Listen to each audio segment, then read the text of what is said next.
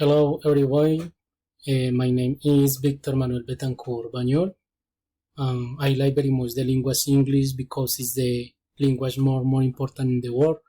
For example, you speak in Germany, you speak in Japan, you speak English in Germany, Japan, France, Colombia, Mexico, in every world. It's more the language English open the door in every world. I am math and physics teacher. I work in San Lorenzo in the educational institution. I am 35 years old. I have a beautiful family.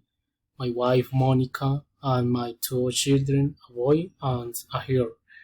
My wife is 25 years old.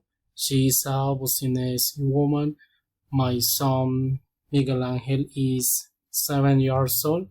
He is a student, and my daughter is 2 years old. She is teeny, playful, and a pretty happy girl. I really love my job, and I do it with a lot of passion and love. Finally, I have lots of the expectations, not only for my job and my academic formation, but also for my big family. Is every Thank you very much.